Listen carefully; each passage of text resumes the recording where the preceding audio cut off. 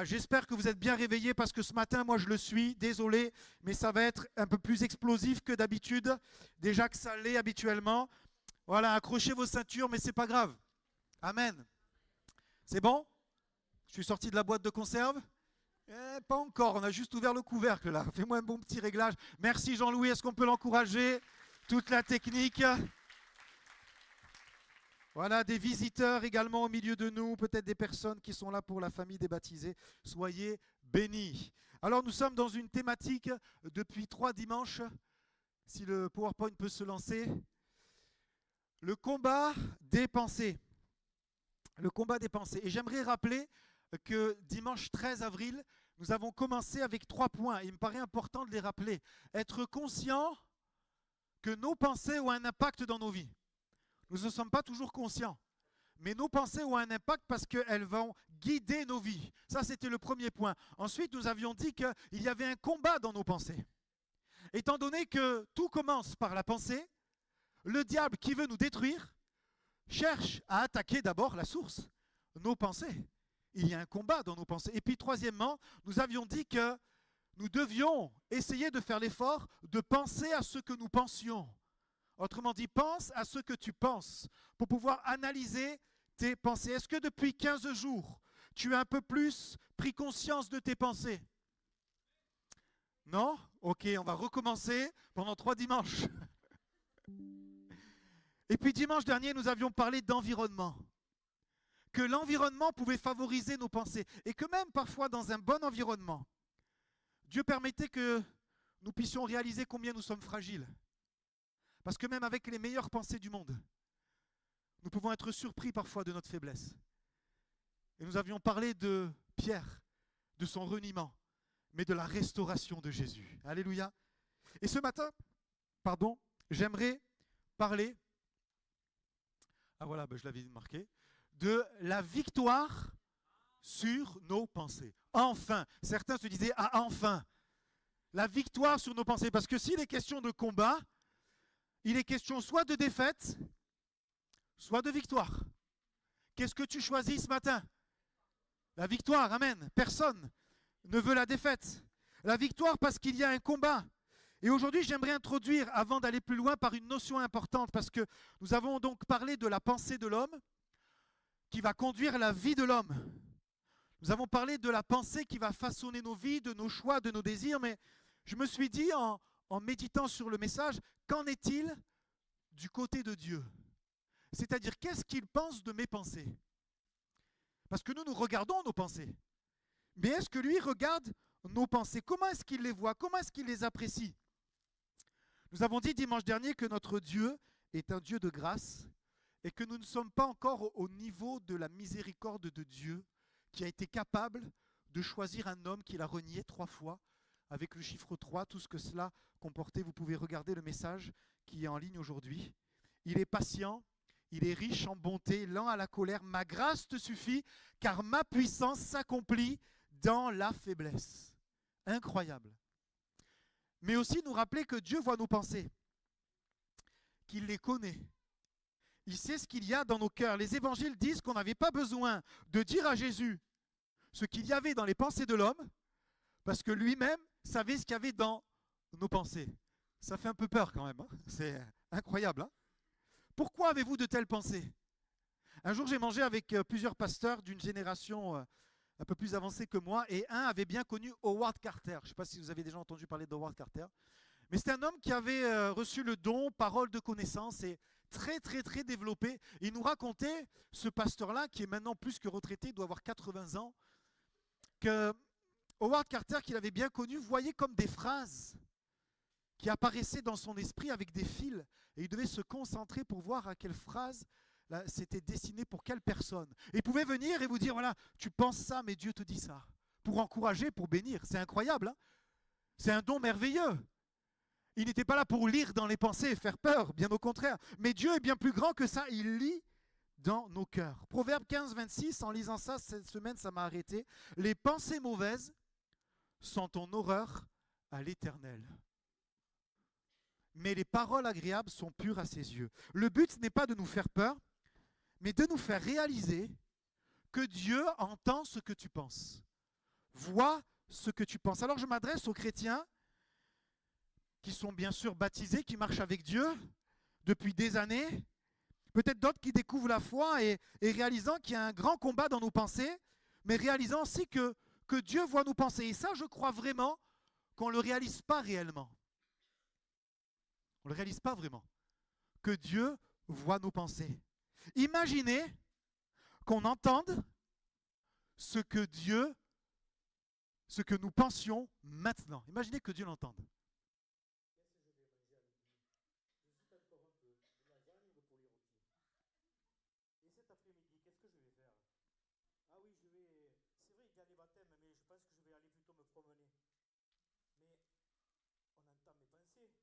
Oh là là, non.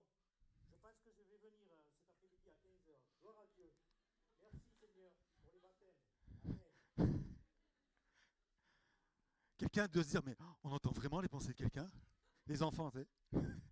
Mais imaginez, je crois que ces pensées qu'on peut avoir intrusives, spontanées, incontrôlées, si on est conscient que Dieu les entend vraiment, elles ne vont pas s'arrêter, mais on va pouvoir les combattre plus rapidement. On va pouvoir moins les tolérer, parce qu'on est vraiment conscient que Dieu entend nos pensées. Rappelez-vous ce que Martin Luther a dit, nous l'avons dit dimanche dernier. Je ne peux pas empêcher les oiseaux de voler au-dessus de ma tête. Je ne peux pas empêcher ces pensées intrusives de venir me combattre, de venir essayer de mettre l'impureté dans ma vie, mais je peux les empêcher de faire leur nid. Alléluia. Dieu voit nos pensées. Alors le premier point, c'est le choix des pensées. Le choix des pensées, parce que finalement, ça reste un choix. Philippiens 4.8 nous dit que tout ce qui est vrai, tout ce qui est honorable, tout ce qui est juste, tout ce qui est pur, tout ce qui est aimable, tout ce qui mérite l'approbation, s'il y a quelques vertus et quelques louanges, que tout cela occupe vos pensées ou que ce soit l'objet de vos pensées.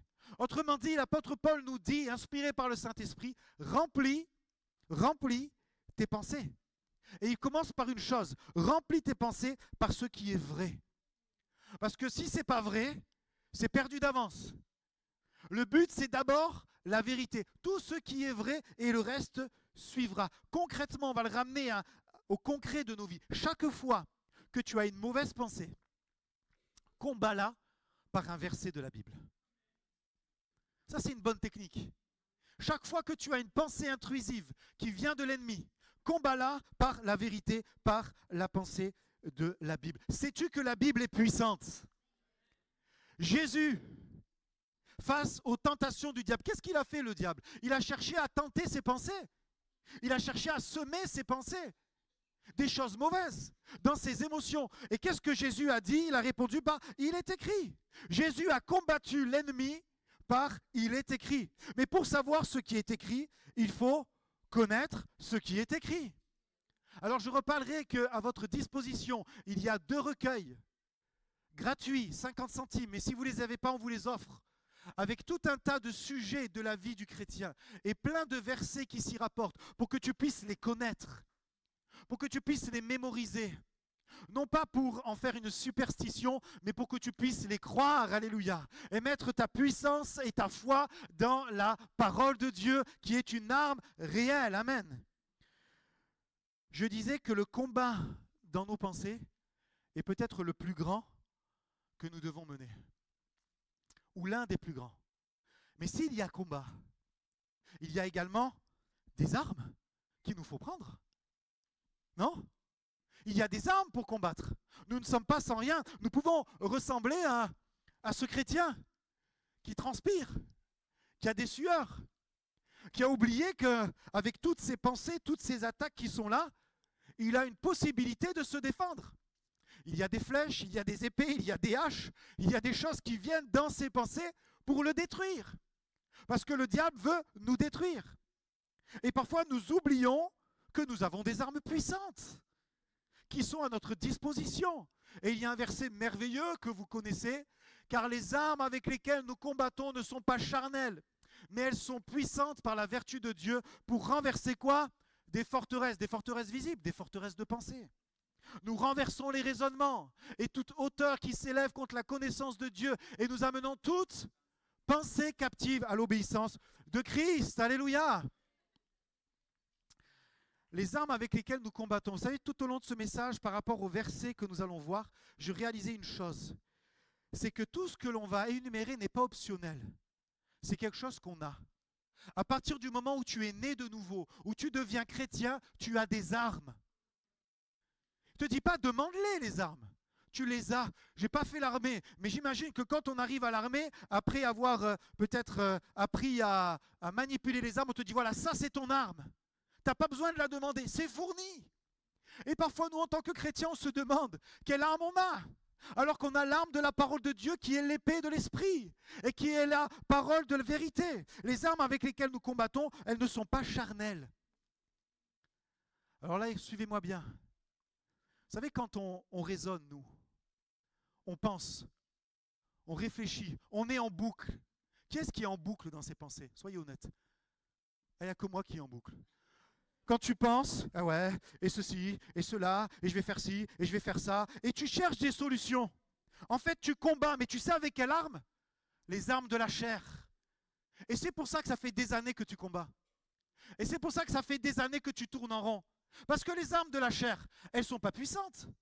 Elles sont faibles. Et j'aimerais te dire, les armes de la chair, elles te sont données par qui ? Par l'ennemi. Parce que l'ennemi, il a des armes aussi. Et ce sont des armes charnelles.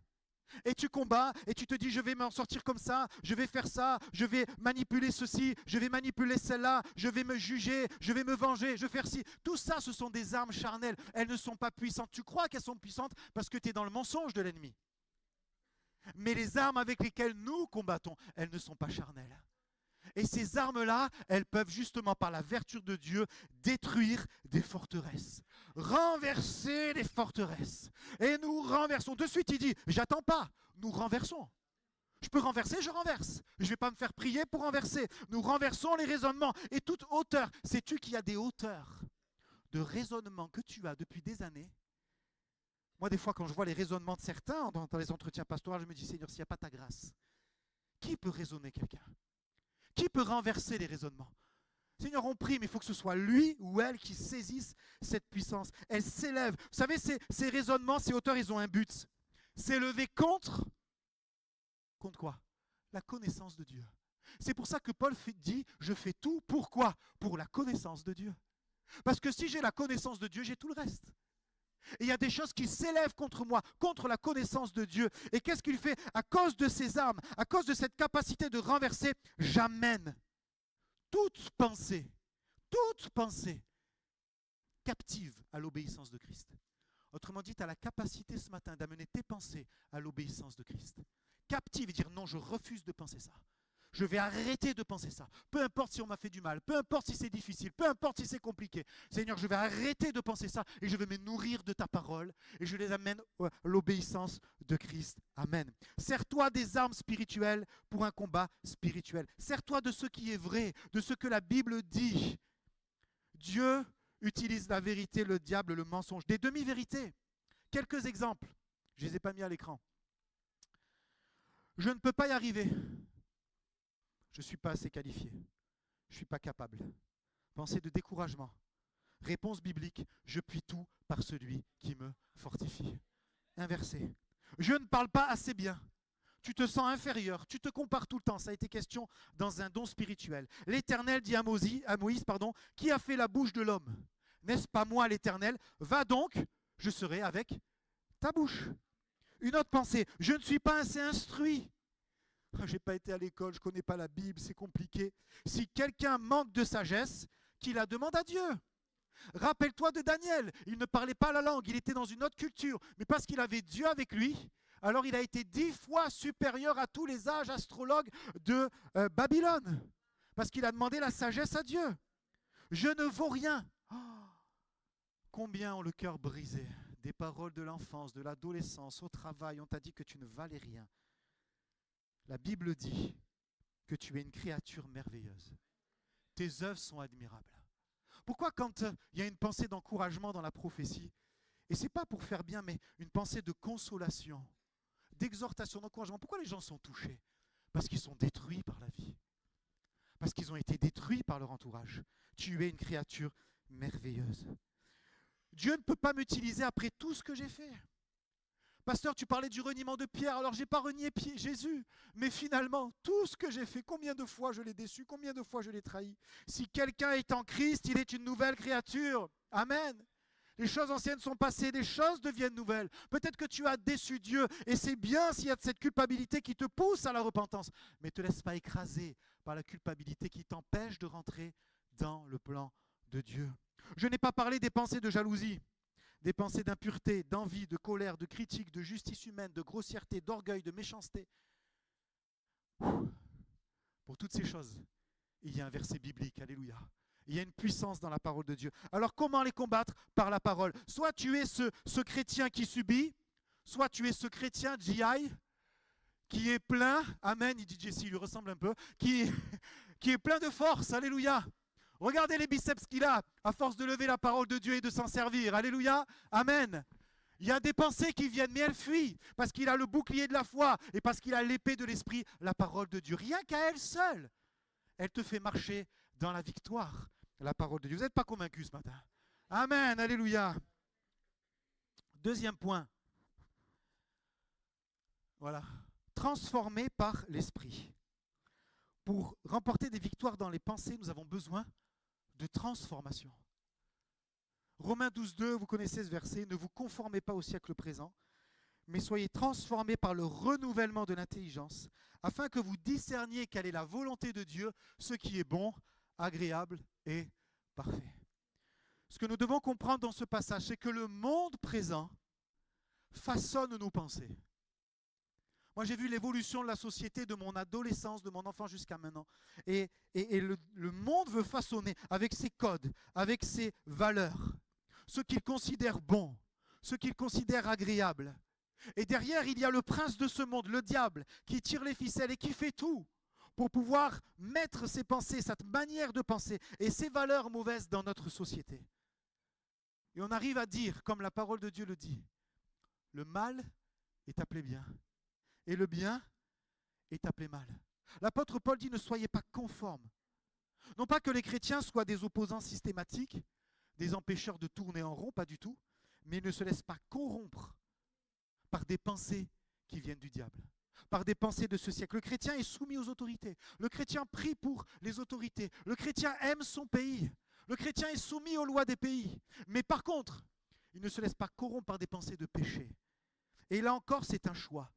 Paul dit, il ne dit pas priez pour ne pas être conforme. Il ne dit pas demandez à Dieu qui vous aide à ne pas être conforme. Il dit juste une chose, ne vous conformez pas. C'est tout. Tu as juste la capacité en toi de dire non, je ne veux pas me conformer. Et comment est-ce possible? En étant transformé. Là encore, ce n'est pas une option, sois transformé. Laisse-toi transformer. Sais-tu que ce n'est pas naturel la transformation? Ce n'est pas naturel d'être transformé. Parce que nous avons une nature en nous qui combat contre la transformation spirituelle. C'est la nature charnelle. Si tu attends que la transformation vienne toute seule, elle n'arrivera jamais. C'est pour ça qu'il dit, soyez transformés. Tu as besoin de transformation. Pas en te forçant, pas en t'obligeant, pas en adoptant une attitude particulière, pas en attendant que ça se fasse tout seul. Tout ça, ça ne marche pas. Vous avez peut-être comme moi essayé de vous forcer et ça n'a pas marché. Ça n'a pas marché. Si vous voulez changer quelqu'un, ce n'est pas en le forçant, ce n'est pas en l'obligeant, c'est en changeant ses pensées. Tu veux changer quelqu'un? Change sa manière de penser. Tout simplement. Et c'est ce que le Saint-Esprit veut faire en nous. Enfin, ça m'est arrivé de voir des personnes en lutte, en combat, et puis d'un coup, il y a un switch. D'un coup, ça y est. Pourquoi? Parce que là, ça a été changé. Le Saint-Esprit a fait son œuvre. Et ils te disent, pasteur, j'ai compris. Ce n'est pas toi qui as compris, c'est le Saint-Esprit qui t'a fait comprendre. Alléluia. C'est que tu as baissé les armes et tu as dit, viens me transformer. J'ai besoin de transformation. Celui qui peut nous transformer, c'est le Saint-Esprit. Tite 3,5 nous dit, je ne l'ai pas mis. Il nous a sauvés, non à cause des œuvres de justice que nous aurions faites, mais selon sa miséricorde, par le bain de la régénération et le renouvellement de l'Esprit Saint. Autrement dit, le bain de la régénération, c'est une fois, quand tu connais la nouvelle naissance. Mais le renouvellement du Saint-Esprit, c'est continuel. Chaque jour, on a besoin d'être renouvelé. Chaque jour vient renouveler mes pensées. Et la bonne nouvelle, c'est que c'est le ministère du Saint-Esprit. C'est son appel. Il aime nous renouveler parce qu'il en voit le besoin.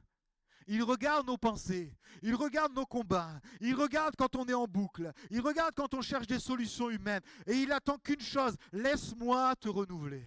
Laisse-moi arriver et mettre cet oxygène spirituel. Et si nous le laissons faire, si nous le sollicitons, si nous le questionnons, si nous l'écoutons, alors il va pouvoir faire son œuvre. Mais pour ça, il faut faire taire les autres voix. Il faut faire taire les autres voix. Ce n'est pas évident de faire taire les autres voix. Surtout quand on est habitué à s'écouter soi-même, à se faire un film, à être en boucle. Ce n'est pas évident. C'est pour ça qu'il est question de discerner la volonté. Mais j'aimerais te dire, avant de discerner la volonté de Dieu qu'il y a dans ce passage, Romains 12, il faut d'abord discerner la voix de l'Esprit. Il aurait pu le mettre, l'apôtre Paul, ça. Tu veux discerner sa volonté, mais d'abord apprends à discerner sa voix. Et le mot discerner, c'est dokimazo en grec, qui veut dire éprouver, tester, examiner. Le sens du mot, c'est cela, approuver après examen, reconnaître comme valable ou authentique. Donc discerner, ici, ne signifie pas juste deviner. Ah, je sens que peut-être Dieu voudrait. Ce n'est pas juste du ressenti, mais c'est examiner soigneusement.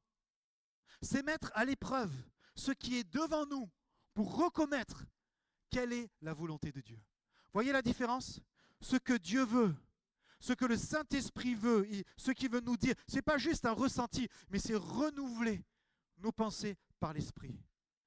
Conscient qu'il est là, présent. Vous savez, le Saint-Esprit a un avis sur la situation que tu traverses. Il a un avis sur ce que tu vis. Il a un avis sur tes combats. Il a même, plus qu'un avis, il a une solution. Mais on ne le questionne pas souvent. Il sait ce que tu penses, il sait ce que tu vis, il sait ce que tu traverses. Plus que de ressentir ses pensées, discerne avec examen. Le dimanche 13 avril, je parlais d'examiner nos propres pensées à nous. Vous vous rappelez?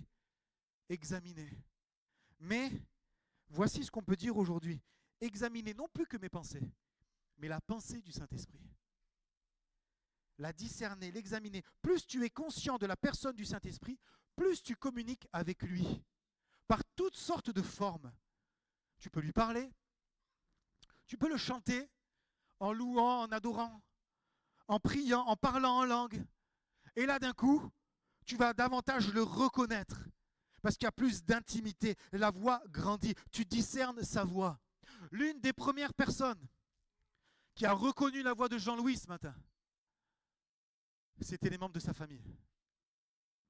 Jules, je ne vois pas Fabiana, elle n'est pas là. Il a reconnu. Ah si, Fabiana, tu es là, pardon. Elle dit, ah ça c'est la voix de mon mari. Il a une belle voix ton mari. Hein? Pourquoi? Parce que tu passes du temps avec lui. Elle a reconnu pourquoi? Parce qu'elle passe du temps avec lui. Tu discernes sa volonté et donc tu peux aligner les pensées avec les pensées du Saint-Esprit. La prière ne consiste pas juste à demander des choses à Dieu, mais à s'aligner avec ses pensées. Dans un but, obéir.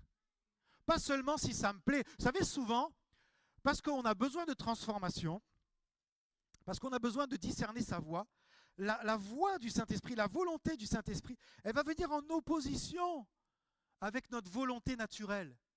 Parce que notre volonté naturelle, elle est corrompue par le péché. Elle est corrompue par la chair.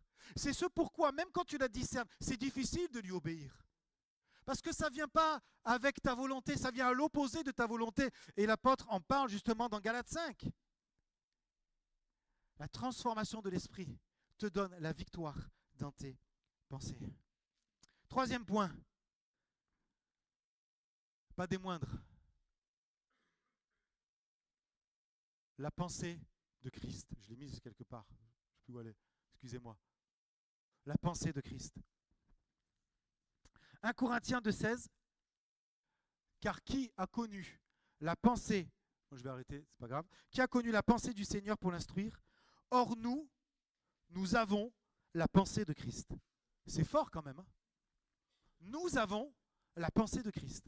C'est bien dans la Bible, ça. L'apôtre Paul dit, nous avons la pensée de Christ. Ça peut paraître tellement présomptueux, non? Presque orgueilleux de dire, mais comment on peut avoir accès à la pensée de Jésus? Comment est-ce possible? Sérieusement, comment est-ce possible? En réalité, c'est possible. Si tu observes les 2 premiers points qu'on a évoqués ce matin. Parce que quand vous voulez avoir la pensée de quelqu'un, et si ce quelqu'un a écrit des choses sur ce qu'il pense, sur ce qu'il est, et que d'autres personnes même ont écrit sur lui, vous avez la pensée de cette personne. En connaissant ce que Jésus a dit, tu as la pensée de Christ. Ne cherche pas des pensées bizarres. Ne cherche pas des pensées qui viendraient alors que personne n'a jamais pensé. Non, juste la pensée de Christ écrite. Tu as les propos d'un homme quand tu as lu les pensées de cet homme. Si tu sais ce que Jésus dit, ce que Dieu dit dans sa parole, alors tu as la pensée de Christ. Amen. Et le deuxième point, c'est le rôle du Saint-Esprit qui a inspiré les Écritures. Autrement dit, tu as l'auteur de la Bible en toi. Amen. Ce n'est pas toujours évident de l'entendre, de le savoir, d'en être conscient. Mais c'est ce que Dieu a voulu pour son peuple. L'auteur de la Bible, celui qui a inspiré, bon bien sûr les auteurs humains, vous comprenez ma pensée. Et à cette condition-là, tu peux avoir la pensée de Christ. Paul est formel et vous pourrez relire le chapitre, il parle de l'homme naturel qui ne reçoit pas la pensée de Christ. Il dit mais c'est normal qu'autour de vous les gens vous combattent parce qu'ils n'ont pas la pensée de Christ. Ils ne sont pas renouvelés, ils ne connaissent pas ce que Jésus a dit. Il parle de l'homme naturel et de l'homme spirituel. Et il dit mais nous, non pas par orgueil, nous avons la pensée de Christ. La pensée de Christ, écoute bien, ne contredit pas la Bible. Ce qui est dangereux, et on l'a tous fait, c'est de se servir de la parole de Dieu à des fins personnelles. Pas pour convaincre quelqu'un, mais pour te convaincre toi. Est-ce qu'on n'a pas déjà fait un jour ça? Ouais, mais Seigneur, il y a quand même dit ça, il y a quand même marqué ça. Et puis, ce n'est pas marqué dans la Bible. Quand tu commences à raisonner en toi-même et que tu te dis, c'est pas marqué dans la Bible, c'est que tu es déjà sur le mauvais chemin. On le sait, hein? On en a fait les frais. La pensée de Christ ne peut pas contredire la Bible. Et la pensée de Christ ne peut pas contredire le témoignage du Saint-Esprit. C'est pour ça que des fois tu sens le témoignage du Saint-Esprit en toi, et même ça peut un peu t'agacer. Parce que le témoignage du Saint-Esprit, la volonté du Saint-Esprit, elle vient à l'opposé de ce que tu veux, et ça t'agace. En plus, il y a des prophéties le dimanche matin. En plus, il y a la prédication qui va dans ce sens. En plus, quelqu'un vient de parler. Tout est fait pour aller dans le sens du Saint-Esprit, toi tu ne veux pas. Tu as déjà vécu ça? Peut-être que c'est ce que tu vis maintenant. Dimanche 13, je disais, pense à ce que tu penses. Mais aujourd'hui, je termine cette série de messages. Pour aller plus loin, pense à ce que Christ pense. Pense à ce que l'Esprit pense. Jésus était en communion avec le Père. Jésus, ses pensées se tournaient vers Dieu. Il dira, je fais ce que je vois faire au Père. Je fais ce que le Père me dit de faire. Il était dans une recherche ou plutôt dans une atmosphère constante de la pensée de Dieu. Et il a pu accomplir son ministère par l'unité parfaite entre le Père et l'Esprit. Si tu veux servir Dieu, mon frère, ma soeur, et je sais qu'il y en a qui veulent servir Dieu de différentes manières dans l'Église, cherche le témoignage de la parole de Dieu. Cherche le témoignage de l'Esprit. Cherche à être en unité avec la parole de Dieu. La pensée de Christ, tu l'as si tu es aligné avec la pensée de Christ écrite et la pensée de Christ inspirée. Vous savez, pour suivre quelqu'un, on va aller plus loin, il ne s'agit pas seulement de passer du temps avec cette personne. Je disais, on passe du temps et on reconnaît la voix. Tu reconnais la voix, c'est bien. Mais peut-être qu'il vous est arrivé de parler à quelqu'un et d'un coup de réaliser qu'il ne vous écoutait pas. C'est déjà arrivé ça? Mesdames, vous avez peut-être dit à un messieurs, t'as pas écouté ce que je disais. Pourtant, il était là physiquement. Et il vous regardait même.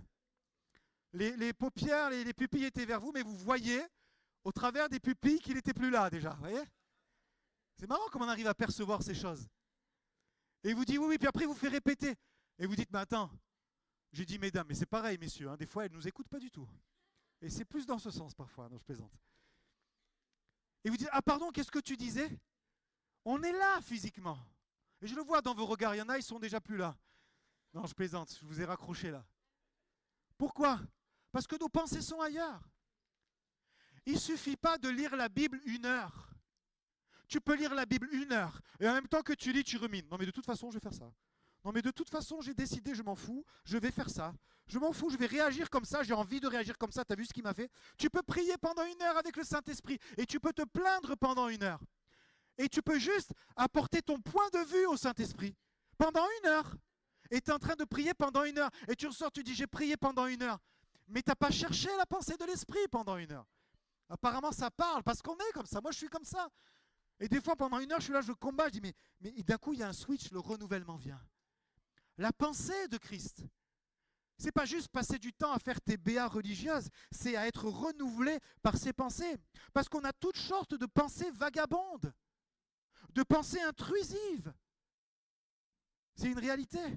Il ne s'agit pas juste d'être avec, mais d'être en communion avec ses pensées, d'avoir de l'attention dans l'écoute active. Je parlais il y a quelque temps de reformulation. Je ne sais pas si vous vous souvenez. La puissance de reformuler. Et la reformulation, elle amène une chose. Elle montre que tu as écouté. Ne fais pas que reformuler avec tes interlocuteurs, mais reformule la pensée de Christ. Et tu vas voir que ça va t'aider à être dans le vrai. Alors Jésus dit ça. Alors le Saint-Esprit dit ça. Et pourtant, moi, je pense le contraire. Comment ça se fait? Cherche la pensée de Christ. La pensée de Christ te donne la victoire dans toute situation. Amen. La pensée de Christ, elle a la victoire sur toute la situation. Et j'ai noté une des premières choses qu'elle fait, la pensée de Christ. Elle est reconnaissante. On l'oublie, ça. La pensée de Christ, elle est reconnaissante. Jésus ne se plaignait pas. Parfois, on peut se plaindre. On a un prophète qui nous montre la voie, Jérémie, des Jérémiades, lamentation de Jérémie. Mais Jésus ne s'est pas dit, mais comment c'est dur, les humains, tu ne m'avais pas prévenu. Tu leur dis blanc, ils font bleu. C'est incroyable. Seigneur, dans ma propre famille, ils me combattent. Est-ce qu'il s'est plaint de ça? Les pharisiens, mon Dieu, ils passent leur journée au temple. Imaginez Jésus qui parle. Tu les vois, le Shabbat. Ils ne travaillent pas, ils font travailler leurs femmes, les orthodoxes, pour étudier la Bible. Ils étudient la Bible du matin au soir. Je viens, moi, le Messie. Ils ne me reconnaissent pas. Non, mais si nous, on avait été à la place de Jésus, combien on se serait plaint? La pensée de Christ, elle est reconnaissante. Peut-être que ça parle à quelqu'un ce matin. Arrête de te plaindre. Je ne dis pas qu'il n'y a pas d'épreuves. Il y a des combats, il y a des difficultés, c'est vrai. Mais combien parfois on se plaint facilement? Il y a l'opposition, il y a les persécutions, mais il rend des grâces au Père. La pensée de Christ ne se nourrit pas de frustration. Elle ne se nourrit pas de mécontentement, de jugement, de peur, d'angoisse, de dépression. Si tu as la pensée de Christ, je ne suis pas en train de dire la dépression, c'est une maladie à prendre à la légère, attention, c'est une vraie maladie. Mais quand tu as la pensée de Christ, c'est un bon remède pour combattre l'anxiété, pour combattre le stress. Si on devait voir ce matin qui est vraiment stressé, hein, ne levez pas la main. Faites-moi juste un clin d'œil discret. Non, je plaisante. Je ne vais pas pouvoir voir tout le monde. Le stress, l'angoisse, demain au travail, ils me mettent la pression, le lycée, le collège, la fac, ma femme, mon épouse. Je suis chrétien, tout le monde est inconverti, je rentre chez moi, je vais encore avoir droit à la sérénade, j'arrive à 12h30 parce que le pasteur a été trop long. Il y a une pression qui est là. Une pression qui est là. Le stress, la pensée de Christ enlève ces choses-là. Jésus avait toujours de bonnes pensées. Amen. Est-ce que vous imaginez une seconde Jésus avoir de mauvaises pensées? Même dans le jardin de Gethsémane. Seigneur, si c'est possible. Il a eu la pensée. Il a eu la pensée. Seigneur, si c'est possible, que j'aille pas à la croix. Il a eu cette pensée, oui ou non? Il a eu. Mais toutefois, non pas ce que je veux, mais toi ce que tu veux. La pensée de Christ. Il y a les pensées de Christ. Il savait que Dieu allait pourvoir. Alors on peut dire, oui, mais c'est Jésus. Ah, je me suis dit, oui, mais il y a bien quelqu'un qui va penser ce matin, oui, mais c'est Jésus. Quelqu'un pense ça ce matin, je le vois dans vos pensées. Mais, il nous a donné sa nature. Autrement dit, moi, si je vis en toi, si je te donne ma nature, Et en plus, avec le commandement de Paul, encore une fois, c'est pas une option. Ayez en vous les sentiments, Philippiens 2. Donc ce n'est pas une option, tu peux avoir. Tu as sa nature, donc tu as ses pensées. Vous savez, avec ces paroles de la Bible, on peut faire le choix de ne pas se laisser submerger par ce qui nous arrive, mais d'avoir la pensée de Christ. Tu peux faire ce choix-là. Alors tu vas dire à ton voisin, recherche la pensée de Christ. Dis-lui, recherche la pensée de Christ. Et évidemment, il te le dit à toi. Tu peux lui dire, toi aussi, recherche la pensée de Christ. Mon frère, ma sœur, je dis recherche, mais l'apôtre Paul dit nous avons. Tu n'as peut-être même pas besoin de le rechercher. Quelle victoire dans tes pensées, si tu as la pensée de Christ. Christ a la victoire sur tout, non? À la croix, il a remporté la victoire surtout sur la mort, sur le péché. Il a écrasé la tête de l'ennemi. Les victoires de Christ, les pensées de Christ, sont victoires. Tu dois penser en termes de victoire. Arrête de penser en termes d'échec. Les victoires, les pensées de Christ, sont espoir. Ne sois plus dans le désespoir. Les pensées de Christ sont espoir. Les pensées de Christ sont encouragement. Les pensées de Christ sont pardon. Les pensées de Christ sont patience. Sois patient. Les pensées de Christ sont joie, sont paix, sont amour. Dès que tu n'as plus ces pensées-là, tu sais que ce n'est pas la pensée de Christ, tu sais que c'est la pensée de l'ennemi. Si tu as des pensées, il n'y a pas l'amour, il n'y a pas la joie, tu n'es pas heureux, tu n'es pas dans une bonne émotion parce que cette pensée vient amener des choses mauvaises, tu sais que c'est des pensées de l'ennemi. C'est facile de savoir si c'est la pensée de Christ. Tout ce que je viens de dire, c'est la pensée de Christ. Et tout ce qui n'est pas dans ce lot-là, c'est la pensée de l'ennemi. Ça vous fait penser à un verset, tout ce qui est vrai, honorable, digne de louange, soit l'objet de vos pensées. C'est le verset d'introduction. Et la boucle est bouclée. Nous avons la possibilité de recevoir ces pensées ce matin, car nous les avons déjà. La pensée de Christ, c'est difficile à réaliser. Et c'est vrai. Je rappelle les 3 points, je termine. Le choix des pensées. Prendre les armes de Dieu. Prends les armes de Dieu. Elles sont à ta disposition.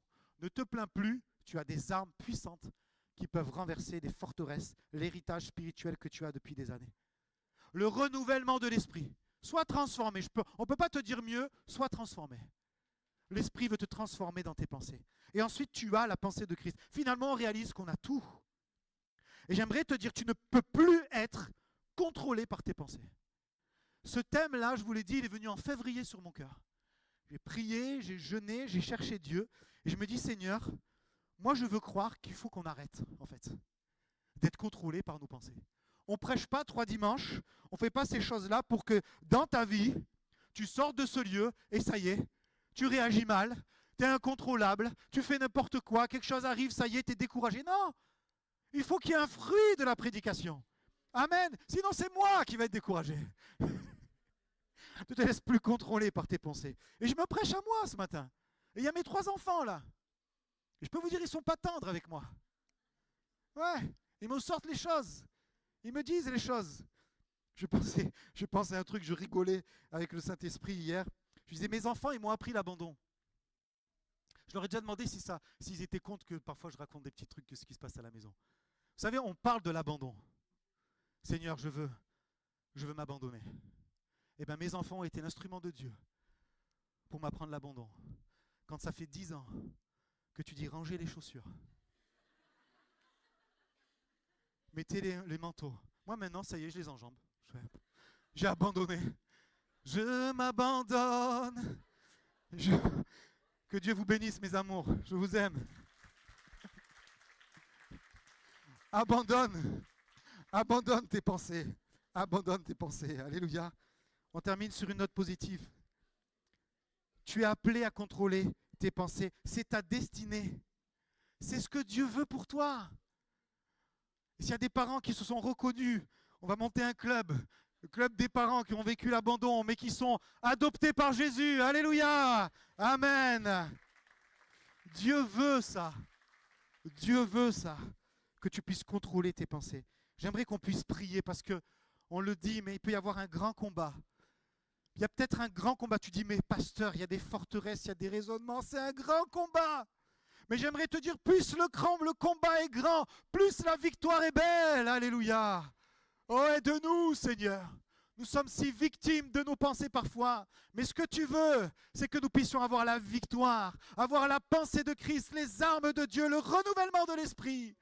Oh, j'aimerais que tu sois courageux ce matin, que tu sois audacieux, audacieuse, et que tu puisses dire sur ta propre vie, je ne vais plus me laisser contrôler par ces pensées, soit qui viennent du diable, soit qui viennent de la chair, soit qui viennent de quelqu'un. On m'a mis, moi je sais qu'on m'a mis des pensées dans mon esprit. Des collègues de travail m'ont mis des pensées dans mon esprit. Des choses m'ont mis des pensées dans mon esprit. Je veux, Seigneur, être fort en toi, ne plus me laisser contrôler. Est-ce que ce matin, tu veux qu'on prie ensemble pour ça? J'aimerais que tu lèves ta main, si tu veux qu'on prie la puissance de la prière de l'Église. L'Église a une puissance. Et tu vois toutes ces mains qui se lèvent, Seigneur. Oh Jésus, merci, lève ta main. Tu peux la rebaisser maintenant. Seigneur, nous prions et nous faisons le choix. Nous faisons le choix de ne plus nous laisser contrôler par des pensées intrusives, par des pensées de peur, des pensées qui viennent du diable, des pensées qui viennent de la chair, des pensées qui viennent de la société, des publicités, de tellement de choses qui peuvent nous détruire. Nous voulons être forts en toi et je te loue pour cela. Merci Seigneur, nous le croyons. Oh, nous sommes dans la foi, Seigneur. Nous ne faisons pas les choses pour rien. Et nous vivons et nous marchons dans la victoire de Jésus. Alléluia. Amen. Gloire à Dieu. Gloire à Jésus. Continuez à prier tout au long de cette semaine. S'il faut tout au long de votre vie pour être renouvelé dans vos pensées, moi je prie ça chaque jour. Seigneur, viens me renouveler. Avant de laisser la place aux annonces, j'aimerais ouvrir une parenthèse. Je n'ai pas l'habitude d'en parler, mais je crois que c'est important de le dire. Vous savez, d'un côté, on a l'impression qu'on peut se contredire parce qu'on dit que Jésus revient bientôt, on dit que l'Église a besoin de prière, mais je vois que le mardi soir, on est de moins en moins nombreux. Et je crois, je n'ai pas l'habitude de forcer ni rien, mais parce que je me remets d'abord moi en question. Je me dis, si les frères et sœurs ne viennent pas, c'est peut-être parce qu'on ne les nourrit pas assez. Pourtant, on essaye. Études participatives, différents systèmes de prière, les jeûnes et prières. On fait tout ça et on voit, bien sûr qu'il y a des occupations. Bien sûr qu'on a des choses à faire. Mais vraiment, je lance un appel à l'Église. Le mardi soir, viens prier, c'est ta place de venir prier. Mardi dernier, quelqu'un me disait, ça fait des semaines que je ne suis pas venu parce qu'à chaque fois que je veux venir, je me sens fatigué, je sens qu'il y a un combat, mais j'ai pris la force de venir ce soir. Il y a un combat spirituel. Le diable ne veut pas que tu viennes prier le mardi soir. L'Église, elle n'avance pas juste avec des programmes humains, elle avance parce qu'il y a des chrétiens à genoux. Et on a besoin de se le dire. Moi, en tant que pasteur, j'ai besoin de vous le dire. Parce que je rends compte de ces choses-là. Le mardi soir, c'est ta place de venir prier. Même si tu es fatigué, viens. Maintenant, si tu as les enfants que tu ne peux pas, que tu travailles, que tu es en déplacement, c'est normal de ne pas pouvoir venir. Mais si tu peux venir, rejoins-nous à 19h. Encore ce mardi, il y aura une étude participative. Je connais les pasteurs et vous les connaissez. Vous savez qu'on travaille nos messages. On passe des heures à vous apporter quelque chose de nourrissant. Et parfois, quand on n'est que 50, vous allez me dire, c'est bien 50. Non, c'est pas assez 50. On doit être beaucoup plus pour venir prier, chercher Dieu. Alors venez être nourris. Mardi à 19h. Le pasteur René va nous parler de la vie de disciple. Il y a une étude participative où chacun va pouvoir travailler. Ce n'est pas dans toutes les églises où il y a des programmes comme ça. Je ne dis pas qu'on est les meilleurs, pas du tout, on essaye. On se pose la question avec le conseil spirituel, la coordination pour dire qu'est-ce qu'on peut faire pour donner envie. Et vendredi matin, quelqu'un faisait juste cette prière, Seigneur, qu'il y ait un réveil dans nos cœurs et qu'il y ait du monde le mardi à la réunion de prière. Voilà, je laisse ça sur votre cœur. Je ne veux pas vous culpabiliser, mais c'est mon devoir de le dire. Une dernière chose, j'aimerais qu'on encourage les jeunes qui ont vraiment, j'allais dire labouré, non, qui ont nettoyé la cour de l'église. Merci beaucoup. Pour que ce soir, si le temps le permet, à 15h, on puisse avoir un bon goûter dehors. Merci à tous ceux qui font l'entretien. Merci à Michel pour les barres de seuil. Merci aux ménages également, tous ceux qui œuvrent dans l'ombre. C'est grâce à vous qu'il y a l'église. Sinon, on ne pourrait pas. Vraiment, merci beaucoup du fond du cœur, mais je sais que vous le faites pour le royaume de Dieu. Je laisse la place à Nora pour les annonces.